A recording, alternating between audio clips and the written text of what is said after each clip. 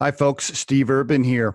Today's episode of the Riderflex podcast is sponsored by Marketing 360.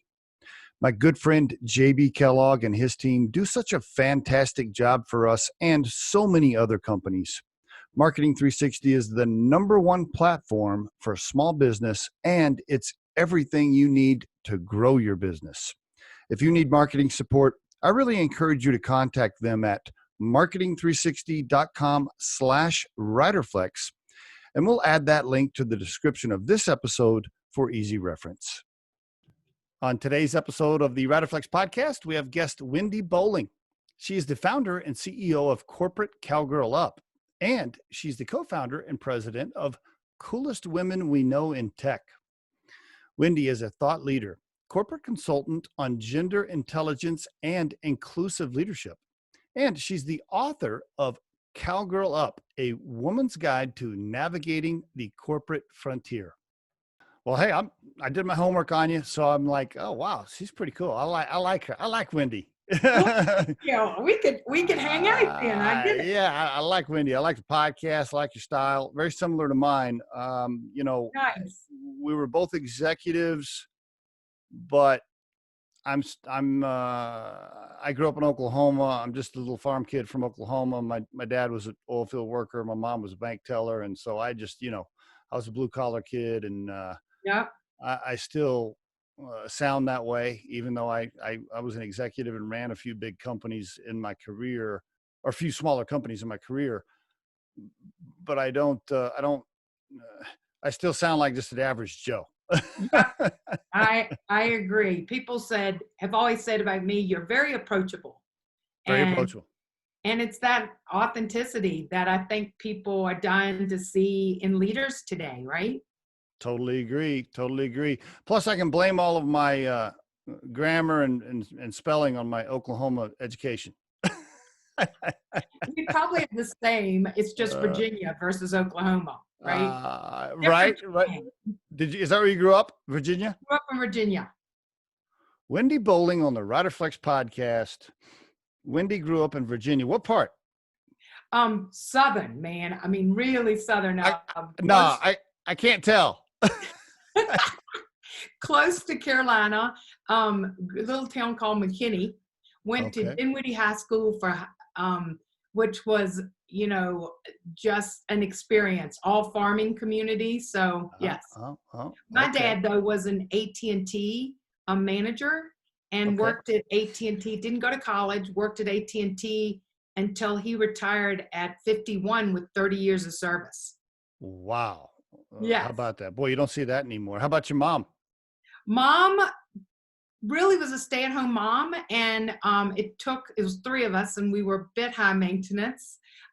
She did pretty casual jobs to give her lots of flexibility, like at an eye doctor, and she worked at the county court later in her life. So she was a teacher's aide for a long time. I'll never forget, I have a twin brother. Oh. And then a younger sister, Woody is his name. And we were the first class in at that time in Virginia to be integrated. Oh, is that right? Wow. What year was that? I'll be giving away your age. I'm going to give away your age right here. So 1969. So. Wow. How about that? Okay. So because you grew up near the North Carolina border, that's why you went to school at the University of North Carolina, Wilmington, right? I guess that's... Yes. Well, and I went to a 2-year school because my brother and I both got scholarships. He of course got a full ride on baseball. I got a academic softball and basketball to get a full ride. So that helped my parents out tremendously. So. Wow. So you were both athletes in high school then?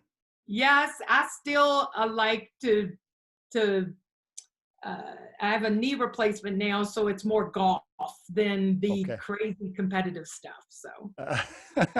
Okay, so that was a 2-year school? 2-year school, and then went to University of North Carolina, Wilmington after that. So. Oh, I see. And got your bachelor's in mathematics from there. I got you. Yes.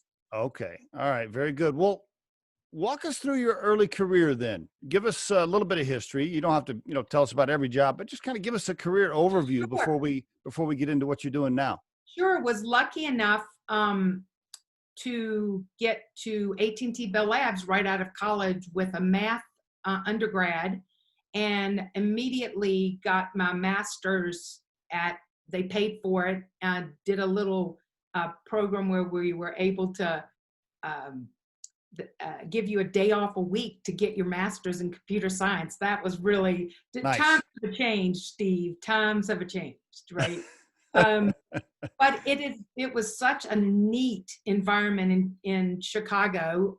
Spent the next 20 years, AT&T, then Bell Labs, then Lucent, and then of course Avaya, and then always in R&D, doing software development, system test. Got my first manager job of a maintenance group, then was promoted to be the first director of the voice over IP group, when everybody only knew circuit switched at the time. That was interesting. Put out the first IP PBX as a new project to take Cisco market share in that space. So that was really cool. Ended up going through a pretty mind-altering, career-altering experience where I was fired for reporting sexual harassment. Oh, well, hold on. Which company? Can you tell which company this is? Avaya. Okay. So right here in Westminster, I was the director of all the next gen products at the time, and I was doing a talk for one of the top 2 revenue accounts for Avaya in New York. Okay. And after I gave this presentation on our next generation solution, we were sitting having lunch, and the Avaya manager that ran that account for sales, he asked me and his direct report, who was the woman who was at lunch with us, if we would have a threesome and if he could videotape it. What? He just says this right at lunch? This is this is a casual conversation? Oh, honey, I was so thrown.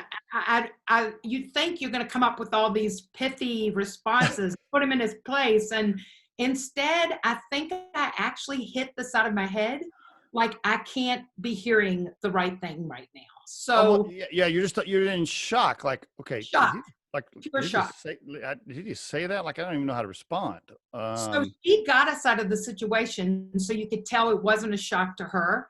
And I reported it and was retaliated against for 18 months until they fired me the day I had a meeting with the CEO to try to, let him know what was going on about the situation. Did the lady that was with you at lunch, his direct report, did she back you up? Was she like, hey, yeah. She did, and she left. She had already tried to report it to his boss and had been retaliated against. So it was just a culture wow, it's just one of those things where you look back and bad things happen to good people. You just learned so many great lessons there. I didn't leave, Steve, because I'm pretty spunky, and I picked up on that. I've learned to hold my own with guys, especially, being the only woman in the room in tech for from all of my career. And having a twin brother, was like, bring it on, right? Anything boys can do, girls can do better. I actually have a cross stitch of this, if you can believe it, down in our podcast studio, but that I did when I was 9. So you learn so much from that situation. You learn I thought I'll leave when I want to. They won't push me out. But the longer I stayed, the more normal it felt. And so that wasn't the only time it happened. There were other situations. No, it was 18 full months of them trying to get me to quit and moving me around. They made me an individual contributor. Every time I'd get traction in a new role, they'd switch me. It was they kept me in the bottom 10% that 18 months, and I'd never been out of the top. So it was one of those situations in hindsight, you would do things a lot differently. I would have left sooner. I would have gone on the offensive. I just have so much compassion and understanding, though, for women who are stuck in these positions now. And so it actually led me to the next 10 years where I went to a small companies, even had my own healthcare IT startup, and I went into sales for 10 years. So as an extroverted engineer, sales was perfect for me. Right. When I saw your early career, and I'm like, wait a minute, director of software development. Hold on. I listened to some of her podcasts, and I saw you on some YouTube videos, and I'm like, she sounds like sales and marketing to me. I don't know. Well, and I do have my R&D voice where it's quieter and slower. Oh, right. That's so good. I can only imagine, like, early in your career, your supervisors, they met you, or they would see you in a room, and they'd be like, wait a minute, we gotta get her into sales and marketing. It was even worse. I had a lot of introverted engineers that reported to me, and I'll never forget the first time I was a new manager, and I scooped my chair up to right next to the guy I'm having the career development conversation with, and he backs up his chair like way too close. And I went, okay, I have to be calmer. I need to go back to my R&D voice. So then with your computer science background and the software development background, now you're client facing. Oh yeah. With the back end understanding as well. I mean, that made you hugely valuable, I would think. And then at that point, so now you're off and running in VP of sales, marketing, stuff like that. Gotcha. Well, and I really had some years there where I got into sales and started making really good money. I was lucky enough to run sales for an Indian company that was a Cisco reseller, and it had headquarters here in Princeton, New Jersey, and Chennai, and that was an amazing experience. And then I was recruited away to do a second healthcare IT startup out of Tennessee, and that was doing some real powerful work in the world to fix healthcare and alarm management that right now is not really tech savvy. They did a lot of things manually. And I always saw this, building product, you saw that you could use technology to solve some of these business problems. So I did the startup for a year, and I'd gotten smarter. I raised my head after a year, and I said, is this company going to be successful? And I knew their board was yanking them around. They changed their roadmap 3 times in 1 year. And so I fired myself. They gave me 6 weeks to get a new job. And so I was interviewing in Denver. My youngest had 2 years left in school. And I had 3 fabulous opportunities. I mean, it was one of those things, Steve, where you go, man, am I going to be able to negotiate my butt off here, right? And I ended up having the final interviews in a 2-week period with the CEOs, and all 3 were so sexist. Really? One of them said to me, it won't hurt you being pretty, closing business. And the other 2, over a beer, we can talk about the other situations. But in general, I just hit this wall where, I was 30 years in, and you had children, you were a mom. I mean, oh my God. And I was at this point, I am tired of this. I think I just don't want to work for another masculine, negative CEO, male.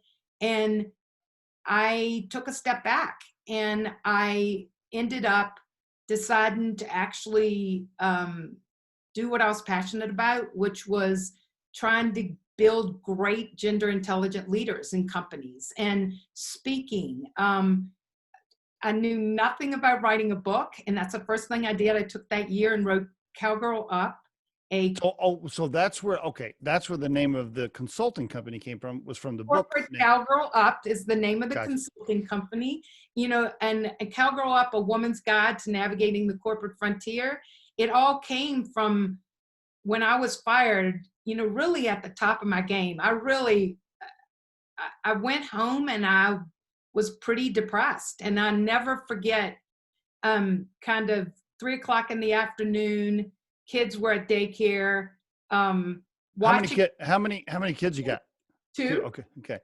and boy and a girl, 28 Cool. and 21, Nice.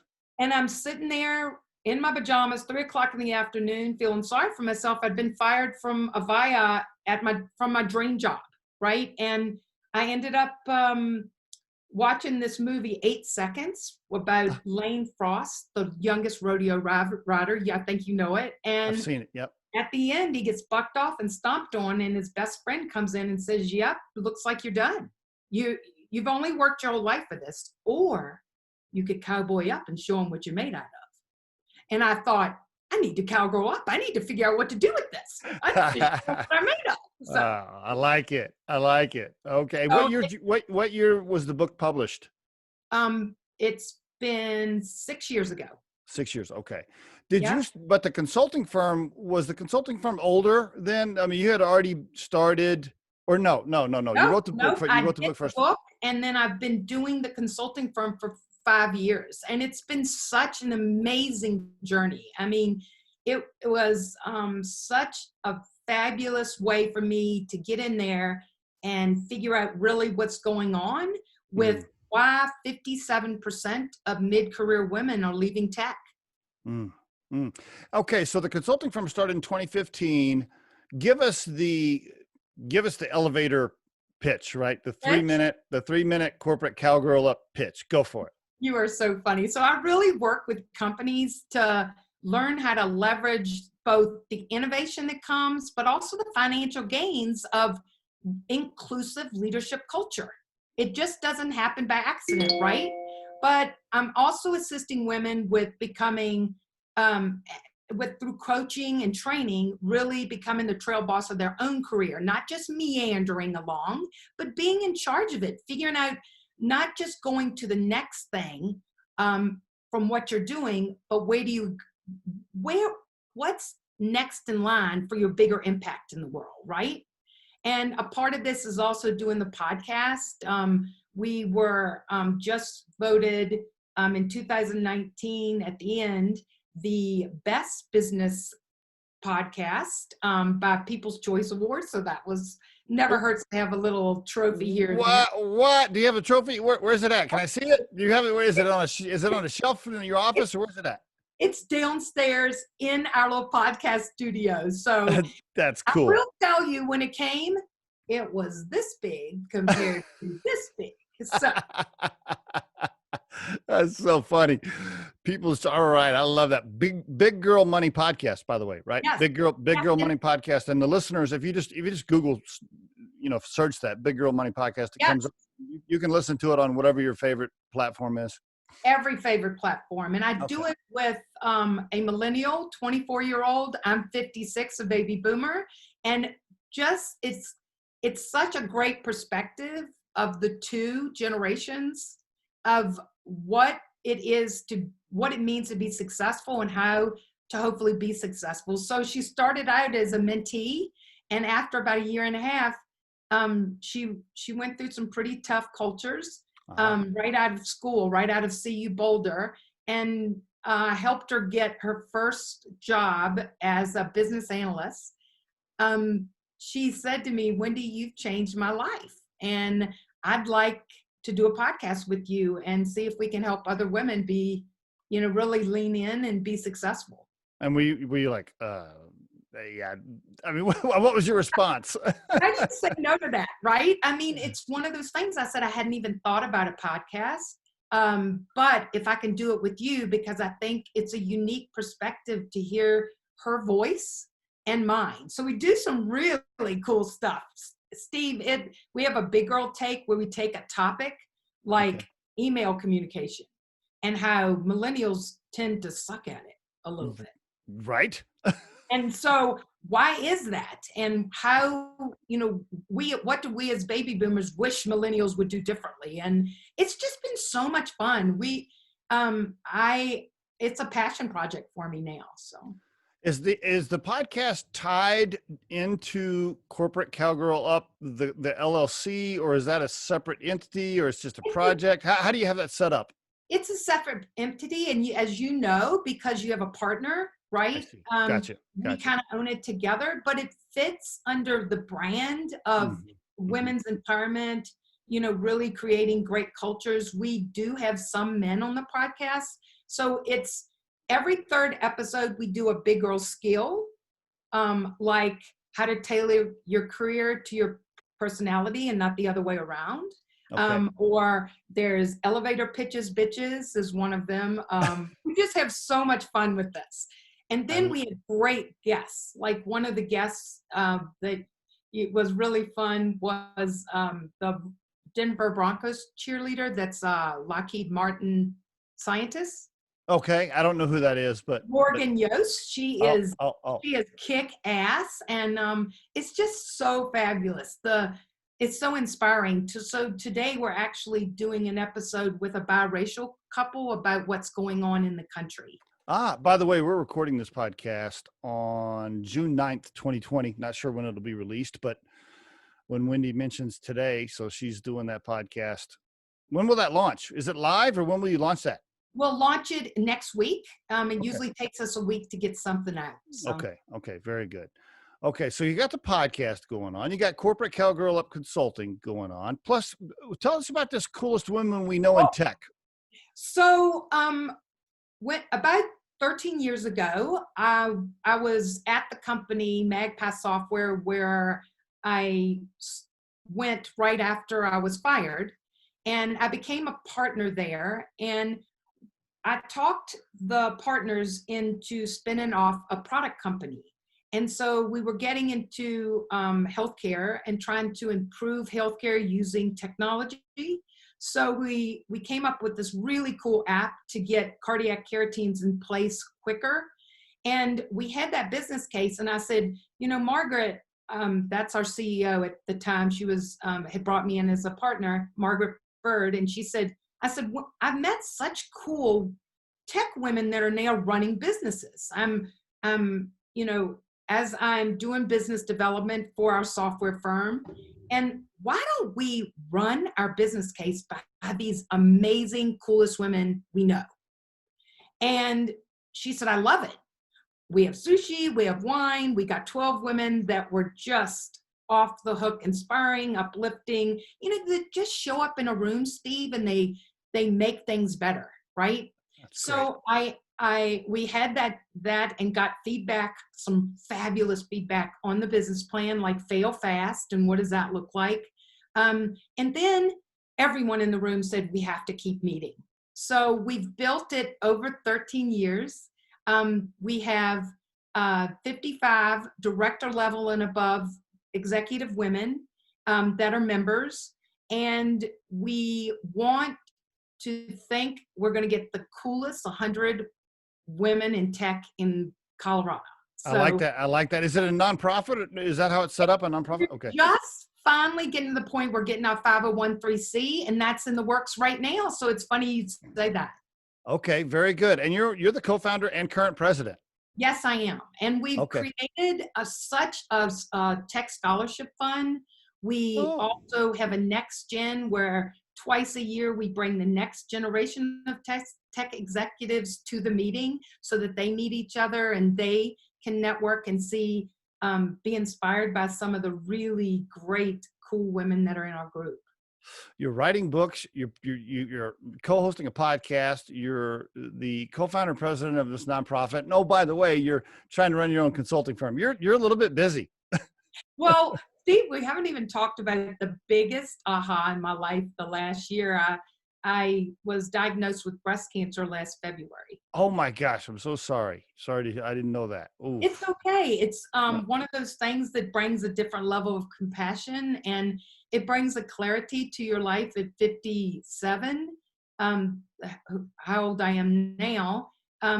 where you don't really wait to make things count anymore. You don't deal with relationships that are a drag on you. You just you kind of my motto is go big, go home, and boy has that become even more important when the fragility of life it comes at you in such an unexpected way. What are they making you do? Do you have to have chemo or radiation? What's involved? Do you mind sharing anything? Yeah, so I'm lucky enough. It was found on a mammogram, and it's lobular breast cancer. So Okay. the cancer cells are collect in lines of cells, so it's like a splatter. It's Okay. very hard to see, and instead, 85% of breast cancer is called ductal. It's a clump of cells. It's why you feel a pea shape or a little lump. Mine, you don't feel. It's very hard to see. In fact, the only way you could see it if I put my arms above my head and there was a little dent in the side of my breast, Uh-huh. as well as my nipple was doing this downward dog weird ass thing. Which later I asked my fiance, "Did you notice that?" He said, "Yeah, I thought it was gravity." Um, so it's these kinds of things I tell people so that I educate them to look for these kind of changes in their breasts. I see. Because most of the lobular is found in late stage and I was found in early stage. So Mm. I went into a research trial to shrink the tumors. It Okay. was two. It worked, but they found additional tumors of branches of the tumors when they were scanning. So I ended up having to have a mastectomy. I So see. that was last July. I had my reconstruction in March. I took my new boobies to Cancun in February. No, January was the reconstruction, and February was my celebratory trip to take them out on the town. And then COVID happened, and we're immune And I compromised, and so we've been sticking at home. So gotcha. Now you said fiance earlier. So yeah. what you got that going on too. Now are you remarried now?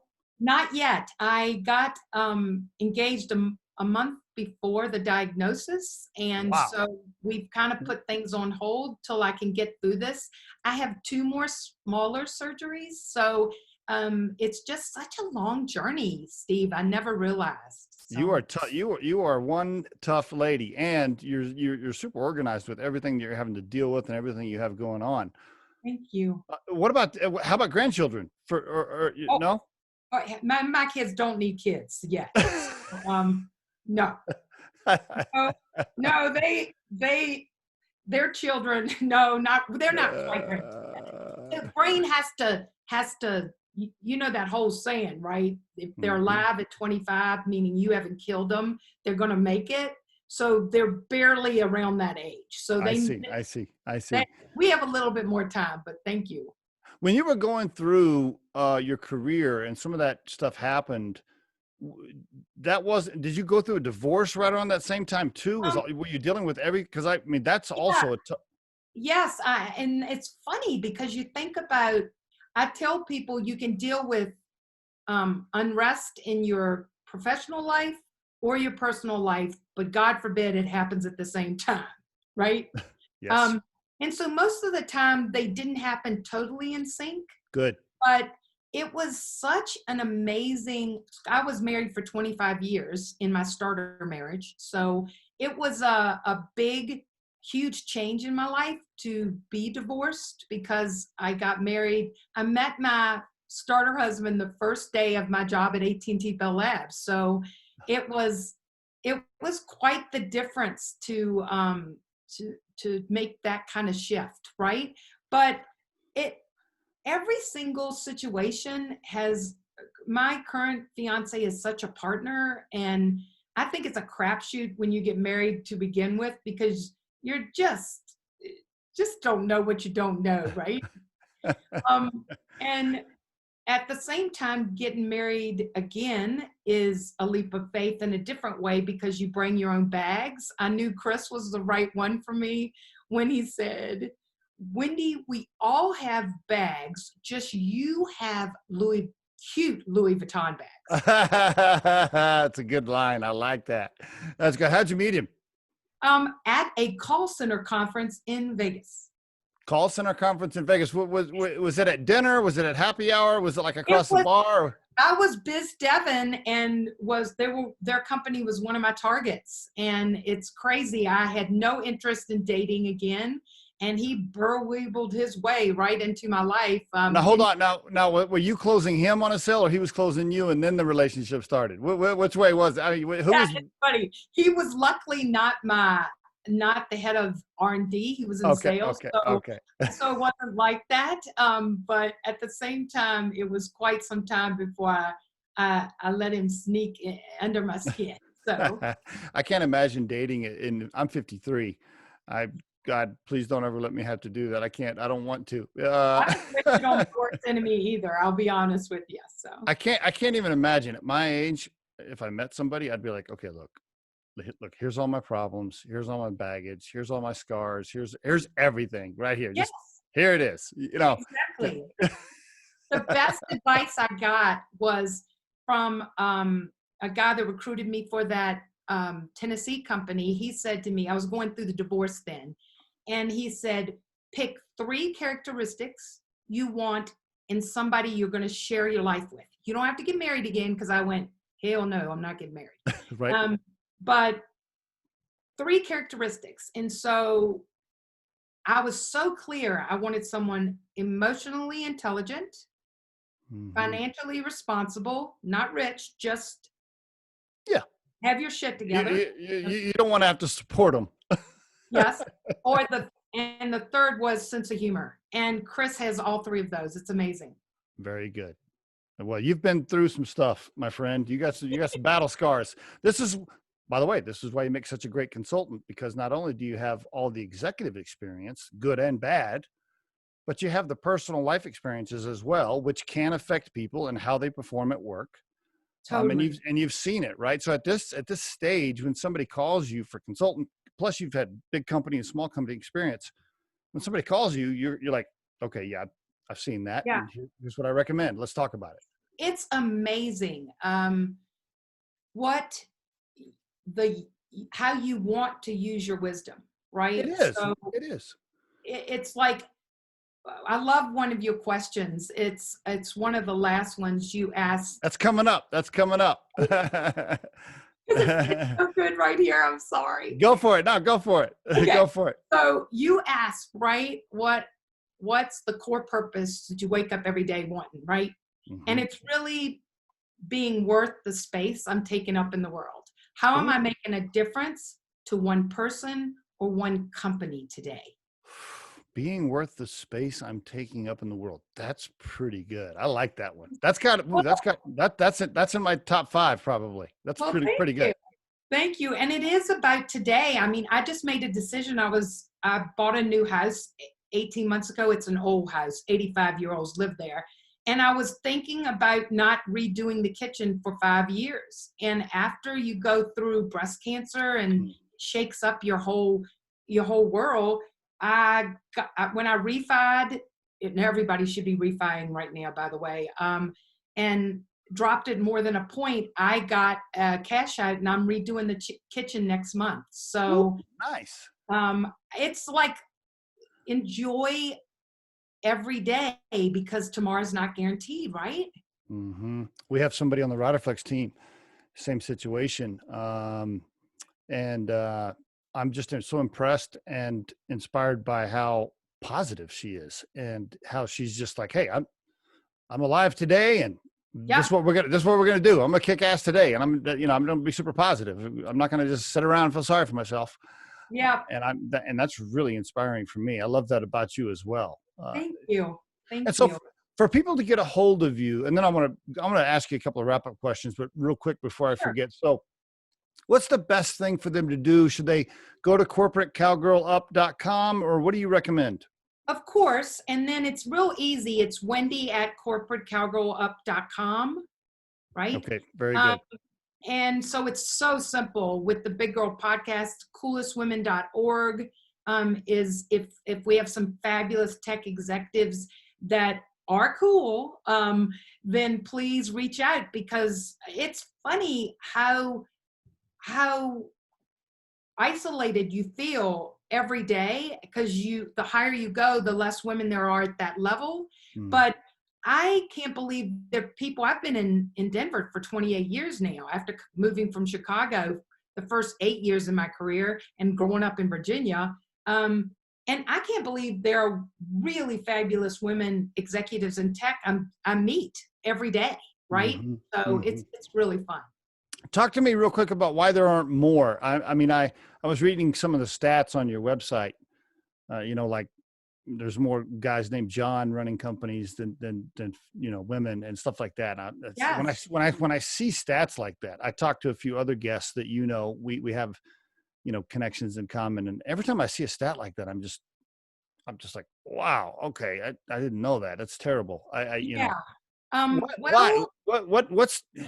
I know by the way, that's a full podcast episode, but just real quickly, why is that? A lot of it has to do with unconscious bias that you're dealing with. I mean, constantly having to prove yourself. When I would make a mistake, it would almost be like people would grab onto it to kind of put you in your place. It's just death by 1,000 cuts, right? And which is why I think community and having a place like Coolest Women and having a really great tribe around you is so important. But it's also, I've kind of hit on something after looking at this problem for 5 years. It's, I'm calling it the glass wall. Okay. So when I looked at what it took to get into the C-level of a company, most of the people had run P&L, had run profit and loss. I see. When I looked at and kind of mapped out all the women I knew that were executives, you know how there's two parts of a business. There's almost the infrastructure side and the support side, like marketing, IT, R&D, operations, right? Finance is on that side. And then on the other side of the business is the actual business units that are for product lines, right? Most of that is on the sales side of the business, right? I noticed that most of the women show up in the mid-levels on the support side, on the infrastructure side. Interesting. And when they were trying to make moves like I did, going from R&D over to the sales side, you were told, oh, you haven't done that yet. So what I realized is that women really weren't being mentored, and they were running up against this glass wall of not being able to get in those roles because they'd never done P&L, but needing to do P&L to get into the roles. So I'm kicking around this idea around doing a P&L boot camp for women, middle management women, to really learn what it is to be able to ask the right questions, to be able to get mentored around it, to be able to dip their toe in so that they can get the experience to be considered in those larger P&L roles. Interesting you bring this up. It really relates to my own situation at Riderflex. We have Kelly, who is our, for lack of a better title, chief HR person. I mean, we're a small company, so we call ourselves whatever we want to, but she's basically third in command, here at Riderflex. And she, does all the HR, oversees the recruiters. So a lot of stuff on the recruiting and HR side of our firm. And we had one of the first times we had a cash flow meeting scheduled. She saw it on my calendar, and she basically said, "Hey, I want to be in that. I want you to show me the cash flow and P&L and the numbers and stuff." And to your point, I thought to myself, well, yeah, she's a member of the leadership team. She's like in charge of Scott and I aren't here. So why wouldn't I include her in that? And why haven't I? Speaking of unconscious, like I didn't even think, I didn't think about it. And when she brought it up, I'm like, well, yeah, of course, let's get in it. So, good point. I think I would challenge the guys like me, the men like me to force yourself to think about who you're involving in those positions and in those meetings. And on the other side, I would encourage the women to speak up and say, I want to be in that meeting. Yes, exactly. And Steve, I've given enough unconscious bias training to realize that it's a one-off solution. It's not really going to be sticky. It's not going to be sustainable. Not going to, what I realized even through the breast cancer is I knew women who had breast cancer. It's not the same as going through it. So I think we only have legitimate change where we start recognizing and being more conscious of people different from us when we have an emotional experience. So I'm actually in the midst of working on an app called Beat the Bias. Oh. It is a whole different way of building advocacy in people with white privilege. And we're going to start with gender, but so you can understand what it's like to be the only woman in the room. You can get a sense of what it's like to walk in our shoes. And it's for women too, because women can be harder on other women than men. So I've seen that. Yes. So how can we also have that experiential learning around that builds awareness in us? So. Great idea. I just can't even imagine how this conversation went with your fiance when you're like, I don't have very many things going on in my life right now. I'm not busy enough. I think I'll also build an app. Well, it was crazy because when I started seeing the oncology psychologist, she said, well, what are you doing now? And I said, well, I've put my business on hold. And she said, well, what does your day look like? And so I told her about the podcast. I'm a third year of a Not Just a Rib conference for working women with faith. I was, doing some of these fun projects because I'm only doing projects that inspire me this last year. And she went, Wendy, you just said you had 5 part-time jobs. I mean, right. Yeah. Really haven't put your business on hold. And I went, oh, I got some learning to do here. I can see that. So yeah, you don't sit around and just waste time. I don't think that's not my vision of you, right? You like to be challenged and you like to have a lot of stuff going on, which I really am inspired by. Thank you. Yeah, for sure. The one more, just a couple more questions. The unconscious bias, as I read your website and I studied you for the podcast, I've heard that terminology before. I've heard those words before, and from some other great women that have been on the Riderflex podcast.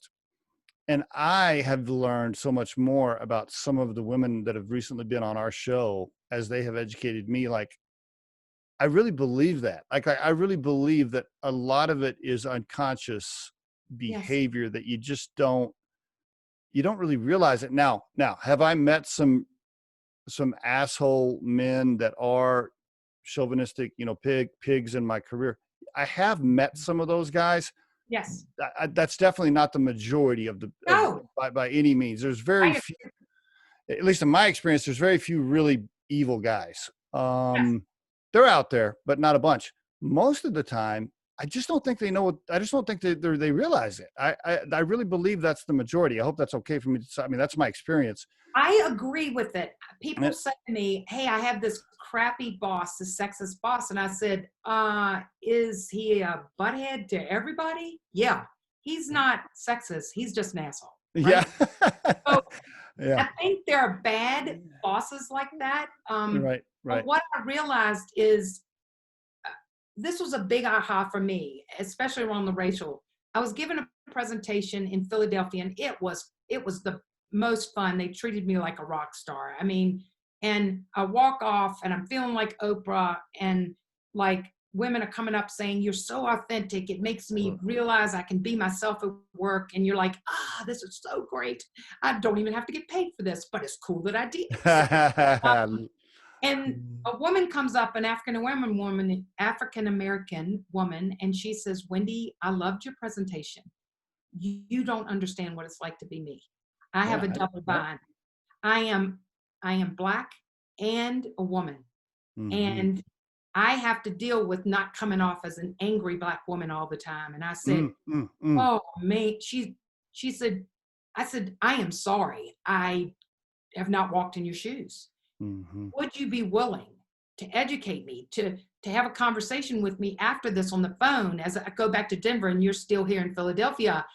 Would you help me understand how I can use my white privilege to bring more people not like me to the table? And that's the best I can do, right?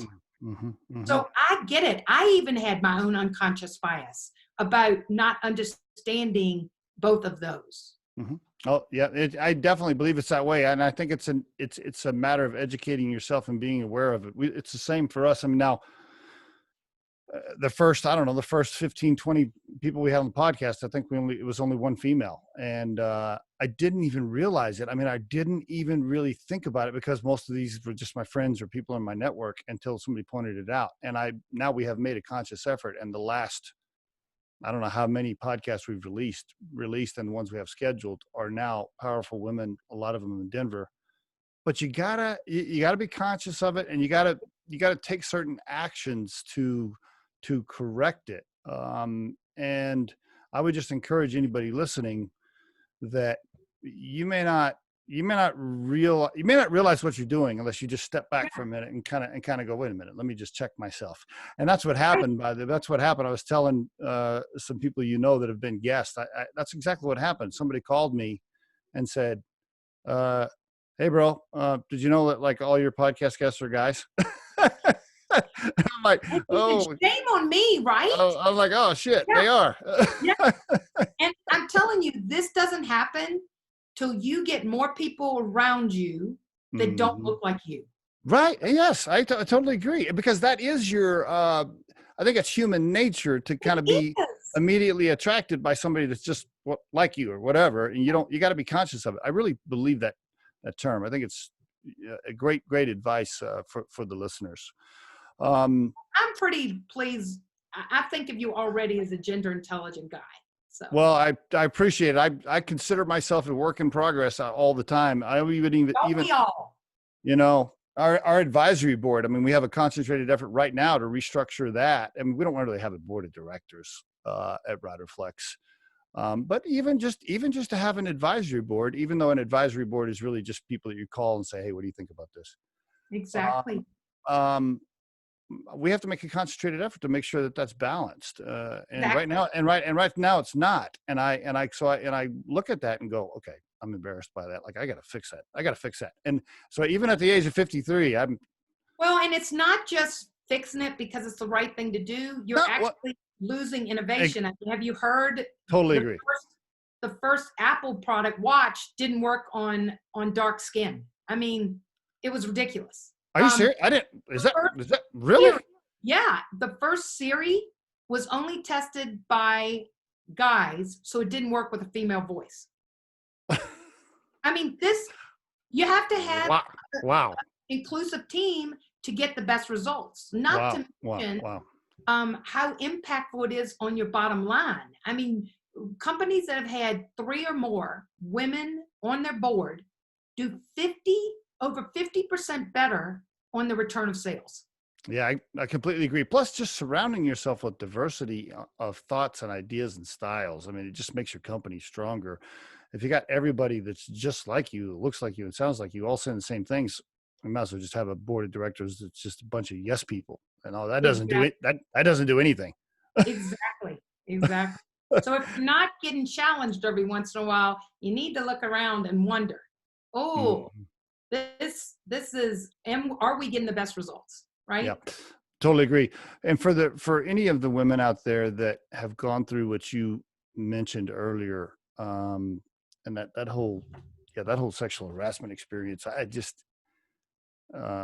I've seen that one time in my career. I have been at a table with a male that said things to a few females that were at the table, and I remember thinking, I was just like you, actually. I was just like you. I was like, did he just say that? Like, I feel like, okay, is this a bad, me and several people the next, that afternoon, we were at a conference and me and several other people around, it was a happy hour thing. And me and several other people were like, did you hear what he's saying to those girls over there? Like, no, he can't, like, no, that's not cool. Like, he can't do that, man. We reported it that night. And then a couple of days later, they let him go. But I remember hearing that thinking, holy shit, I can't believe he just said that. But you got to act on it. I just would encourage, and I don't know what advice, because we didn't really, I don't know what, if you want to tell anybody going through that, exactly what you think they should do. But well, the sad story is the more you hit that behavior, the better you get at responding. I got really good. I mean, because when I got into sales, it got worse. In fact, I had one of my clients at a happy hour conference asked me if I'd had any work done up there. And I said, I sure have. I just had a root canal and a crown last week.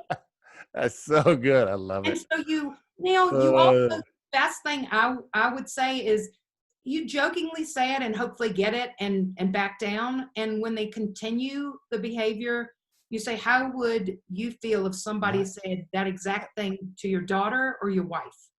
Yeah, really. And yeah, exactly. Usually that sparks some conversation and enlightenment. And most of the time people will apologize. 9 out of 10 times, they just don't, they've had a little too much to drink, never confront a drunk person. I mean, that's a good advice. That's good advice. Right? You wait till I had that situation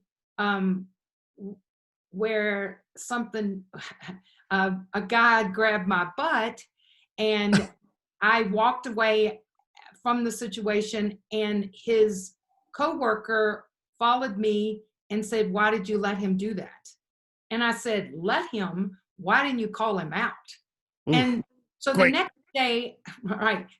day I ended up sending an email to the guy and said, that behavior made me really uncomfortable.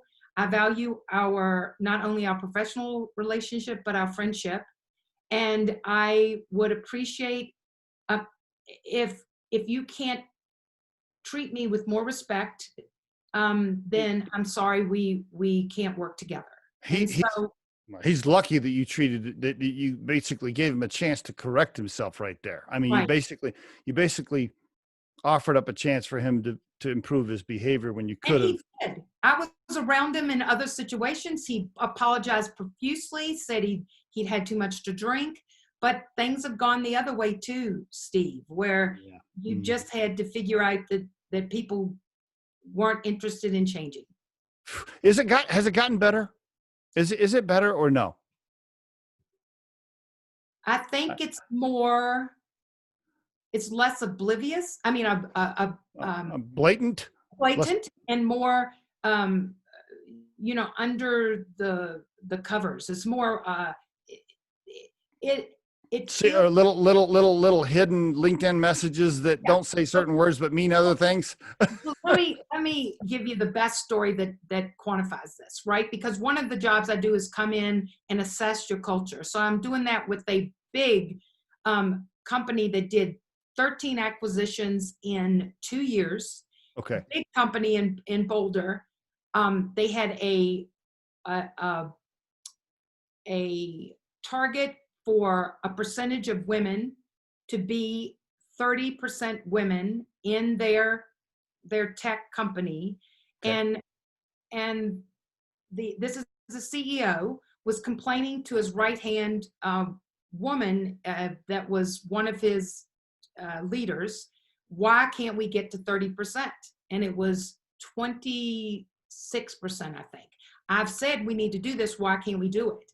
And she did the best leaderly thing I've seen. Instead of answering the question, she asked him, why do you want more women here? And he said, because it couldn't hurt to have more skirts. Oh, gosh. My gosh. It was 2 years ago. Oof. So I'm telling you, people know what to say, but there is still a climate of women having to deal with this. And I'm sorry. We still got work to do. We still got work to do. That's what we still have work to do.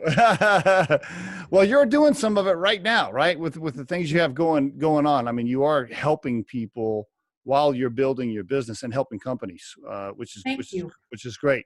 I know we're out of time. One more quick question. We're roughly the same age. If you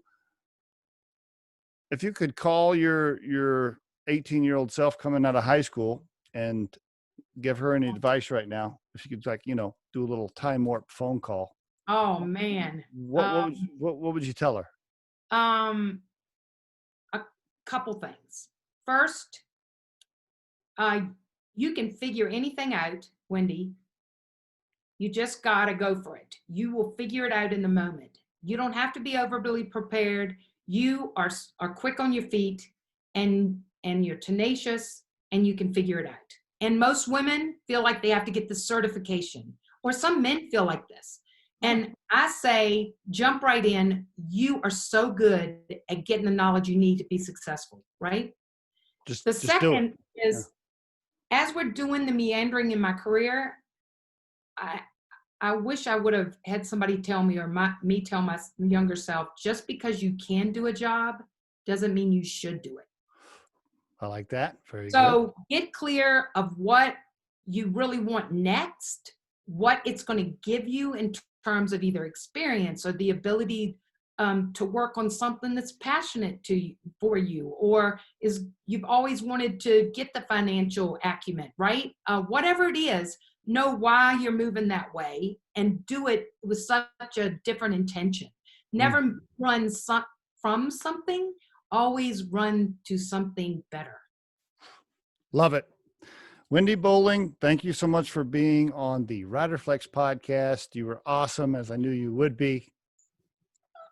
Thank you for having me. This has been such a great conversation. The Riderflex podcast features entrepreneurs, business executives, and the stories behind how they got there, as well as daily tips on career advice and job interviews.